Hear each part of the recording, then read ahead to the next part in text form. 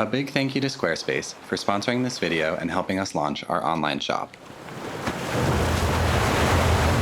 Let's rewind for a moment to October of 2019, and the moment we ended over 2 years of full-time van life in Europe by selling our beautiful old van Odie. Watching our camper van drive off into the sunset was an intense mix of emotions. We poured so much of ourselves into that van build, and just like that, it was gone. Wow. End of an era, Lou. Yeah. That's crazy. Van life is over, Lou. I know, there's no car here anymore. We don't own a car. Is it time to buy a boat?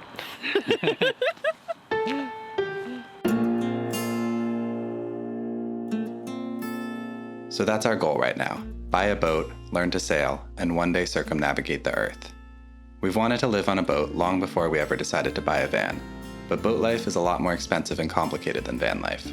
So we bought a rusty old van, tore out the leaky interior, completely rebuilt everything from scratch, and started to learn some of the skills we'd need to successfully live on a boat in the future.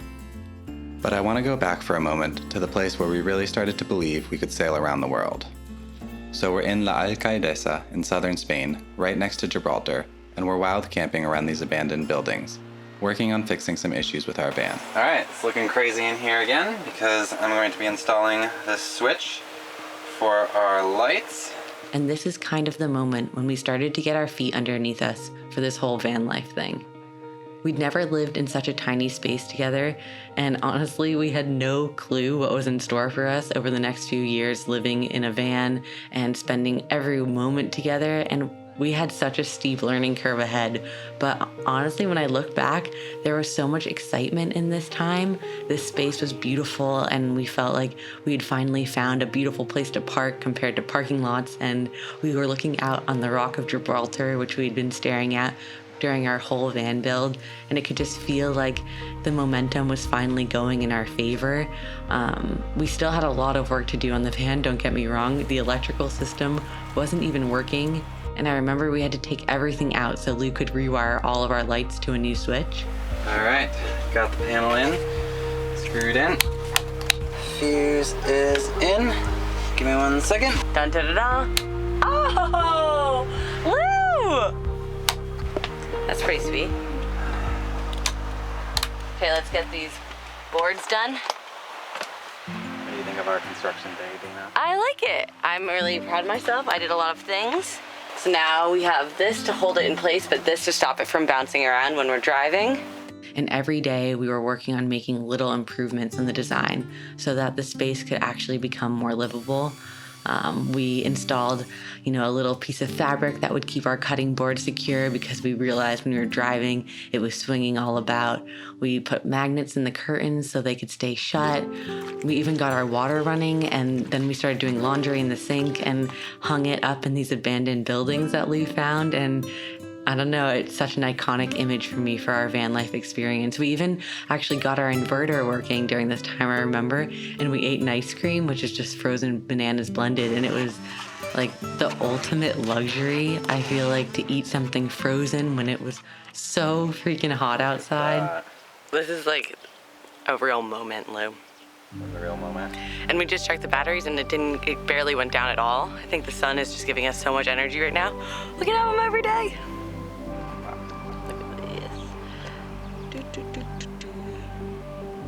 We did such a good job planning, Lou.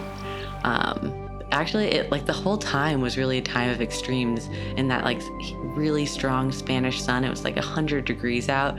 And so we'd be working on the van, sweating like crazy, and then take turns going down to swim in the ocean during the day because there was tons of people there and we didn't want to, leave our construction site. But I remember Lou and I would take turns, and then at the end of the day, once we were done, we would pack everything up and then go for an evening swim together and, really bask in the fact that we found this beautiful space and Odie was finally becoming a home. And yeah, it's funny thinking about the nights there. That was actually one of the first times that we slept with the doors open because it was so hot. And Lou was very against sleeping with the doors open, which I understand because it seems dangerous.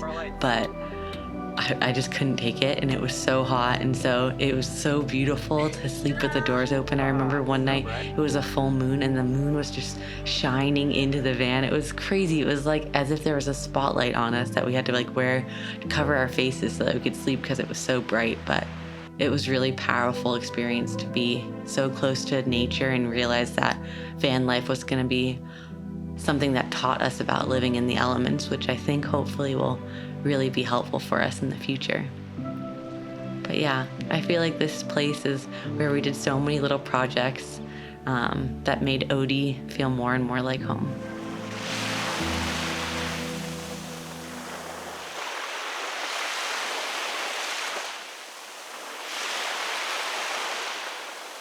I also remember at this beautiful spot that one afternoon, this beat up VW pulled in, and like a really tan, skinny guy got out, and we weren't sure if we should go over and say hi. We weren't like kind of totally familiar with what it's like to be in the van and meet other travelers because it was all so new to us.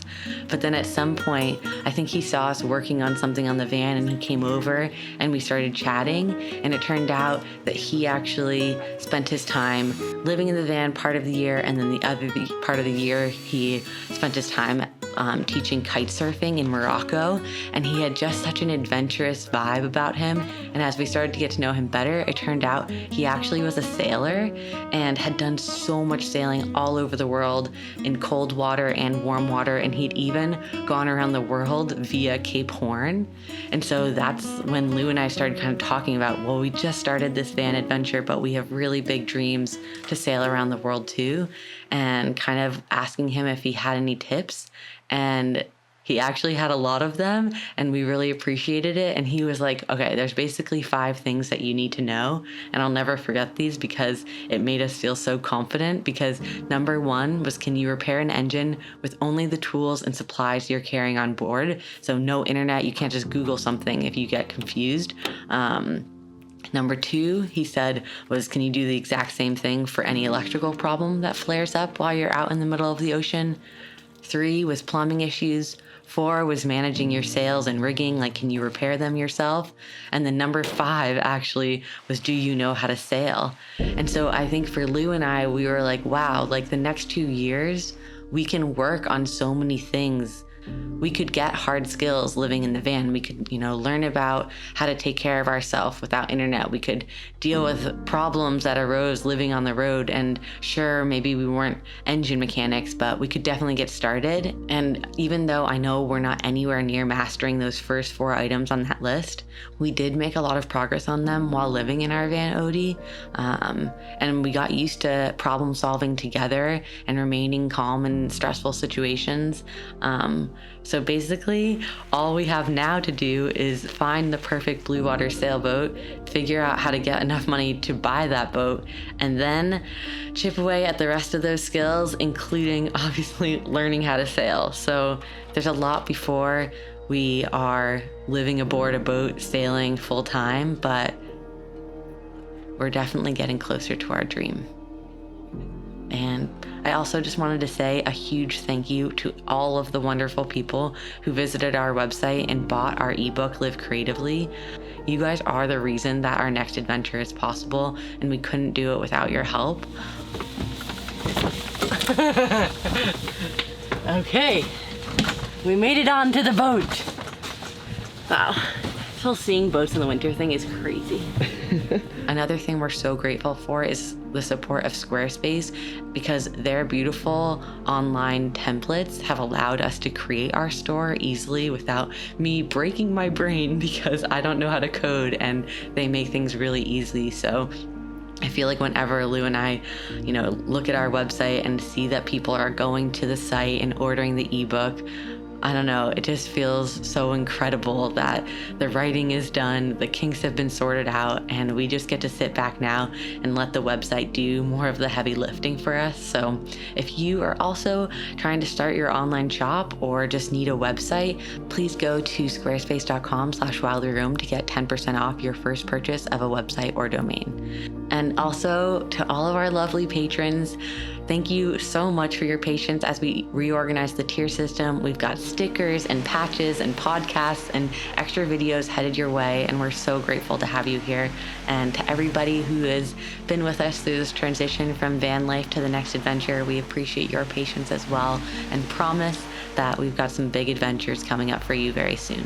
So we'll see you guys all next week. Starting with boat shopping next week. Lou is here, and boat shopping is coming next Tuesday.